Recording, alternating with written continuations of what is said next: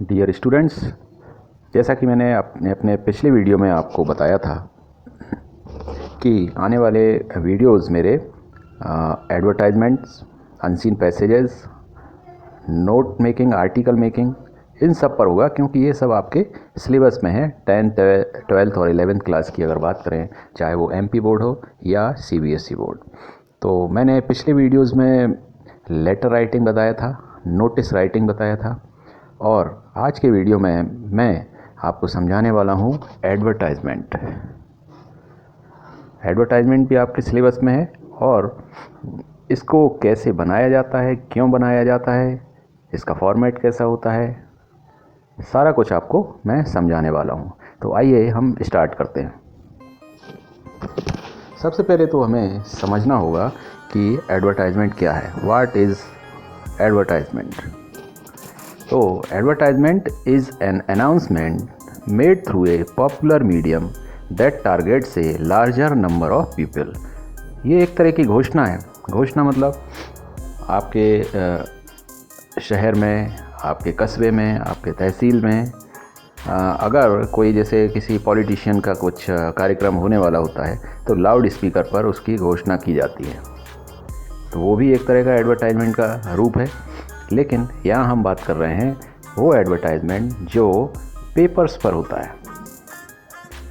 तो पेपर्स के एडवर्टाइजमेंट, इसका जो मतलब है, जो मैंने पढ़ा, उसका मतलब हुआ कि ये एक तरह का घोषणा होती है जो कि किसी भी पॉपुलर माध्यम के द्वारा ज़्यादा से ज़्यादा लोगों तक सूचना पहुंचाने का एक तरीका होता है। एक तरह की ये घोषणा है ताकि उस घोषणा को या उस सूचना को ज़्यादा से ज़्यादा लोगों तक पहुंचाया जा सके किसी भी पॉपुलर माध्यम के द्वारा। Newspapers, magazines, TV, radio, cinema, leaflets, pamphlets, etc. are extensively used for such purpose. The content of advertisement is brief. तो वो पॉपुलर माध्यम कौन से हैं जिनके द्वारा एडवर्टाइजमेंट किया जा सकता है? वो हैं न्यूज़पेपर, आप रोज़ न्यूज़पेपर में देखते होंगे, समाचार पत्रों में। मैगजीन्स, जो मैगजीन्स आती हैं उनमें भी एडवर्टाइजमेंट होते हैं। टीवी, टेलीविज़न पर तो विज्ञापन चलते ही हैं। रेडियो पर भी चलता है। सिनेमा, जैसे आप मूवी देखने जाते हैं तो उसमें भी इंटरवल में एडवर्टाइजमेंट दिखाए जाते हैं प्रोडक्ट्स के। लीफलेट्स, आपके घरों में जब कोई न्यूज़पेपर आता है, पेपर आता है, तो उसके साथ में कभी कभी कुछ पर्चे भी रखे हुए आपको मिलते हैं, तो वो कहलाते हैं लीफलेट्स या पैम्पलेट्स। तो इनका उपयोग होता है और these are used for such purpose. The content of advertisement is brief. और ध्यान देने वाली बात है कि जो एडवर्टाइजमेंट आप बनाएंगे तो उसका जो कंटेंट है, अंदर की सामग्री है, वो बहुत ही छोटे रूप में होगी। बहुत लेंदी नहीं बनाएंगे, एक ब्रीफ डिटेल होगी। द वर्ड्स आर लिमिटेड, शब्द लिमिट में ही होंगे, एक उनकी सीमा होगी। And sentences are not necessarily grammatically correct. और ये ज़रूरी नहीं है कि जो उसमें सेंटेंस है या वाक्य हो वो ग्रामर के दृष्टिकोण से सही हो, ऐसा कोई इसमें रूल नहीं चलता है। There are 2 types of advertisement basically. और एडवर्टाइजमेंट के 2 प्रकार होते हैं। कौन से? पहला है क्लासिफाइड एडवर्टाइजमेंट, दूसरा है कॉमर्शियल या डिस्प्ले एडवर्टाइजमेंट। तो ये 2 प्रकार हो गए। फिर इम्पॉर्टेंट पॉइंट्स क्या हैं एडवर्टाइजमेंट बनाते हैं जब, उस समय इन पॉइंट्स को ध्यान में रखा जाना बहुत ही ज़रूरी है। पहला पॉइंट है राइट इन बॉक्स। एडवर्टाइजमेंट के लिए एक बॉक्स बनाया जाता है, बॉक्स के अंदर ही सब कुछ लिखा जाता है। उसका मतलब लेंथ और ब्रेड्थ निश्चित होती है, उस बॉक्स के अंदर ही सब कुछ लिखा जाता है। सेकंड है right classified outside the box. और बॉक्स के ऊपर क्लासिफाइड लिखा जाना आवश्यक है। Heading in the centre top inside the box.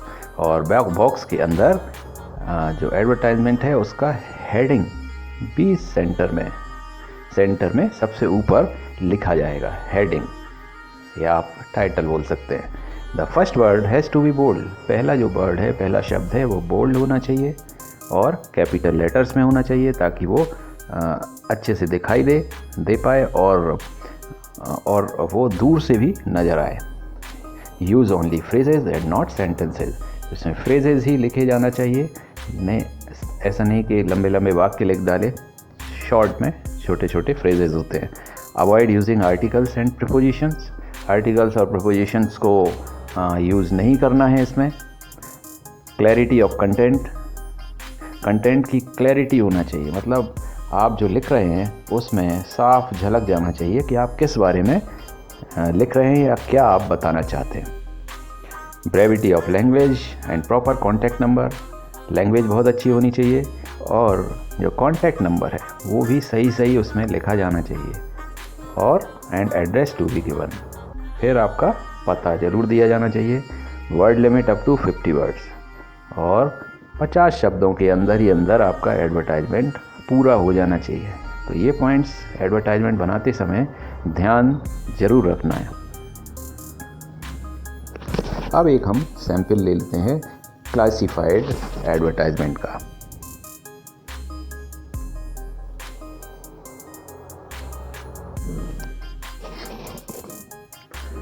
क्या है सैंपल, जैसे ये बॉक्स में दिया हुआ है, बताया था बॉक्स में ही लिखा जाता है एडवर्टाइजमेंट। तो क्या लिखा है इसमें, available A flat number 12/7 Adarsh Nagar Raipur, ground floor with 2 bedrooms having attached bathroom, car parking available, park facing best location, low maintenance charges and reasonable price। ये एक एडवर्टाइजमेंट हो गया। अब इसको देख के आपको समझ में आ रहा है कि किसी फ्लैट को बेचने के बारे में ये एडवर्टाइजमेंट बनाया गया है। तो फ्लैट के सारा उसमें डिटेल दी गई है, फ्लैट नंबर, किस कॉलोनी में है, ग्राउंड फ्लोर पर है, किस शहर में है, और फ्लैट में जैसे दिया है 2 बेडरूम है, अटैच्ड बाथरूम है, कार पार्किंग भी है, और जो फ्लैट है वो पार्क फेसिंग में है, सामने मतलब पार्क होगा, और इसमें मेंटेनेंस चार्ज बहुत कम है और प्राइस भी बहुत ही रीज़नेबल है, मतलब ज़्यादा प्राइस नहीं है।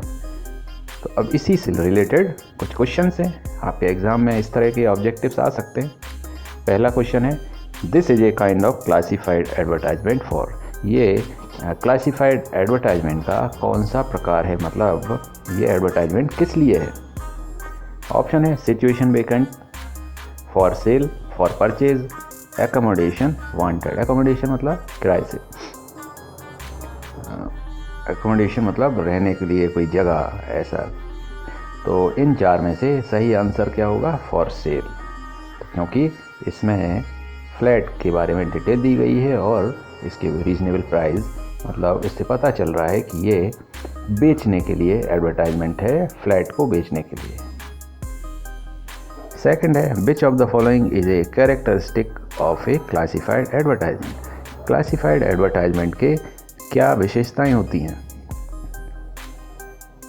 फर्स्ट है बीइंग टू वैग और वर्डिंग, सेकंड है use the same descriptive characteristics for each advertisement, make full sentences, fourth है the language should be according to the audience we are referring to. तो इसमें चौथा जो ऑप्शन है वो सही है। क्या मतलब हुआ इसका, कि उस एडवर्टाइजमेंट की जो भाषा होनी चाहिए वो पढ़ने वाला, जो उसको देखने वाला है या पढ़ने वाला है एडवर्टाइजमेंट को, उनको समझ में आ जाए, उस हिसाब से इसकी भाषा होनी चाहिए।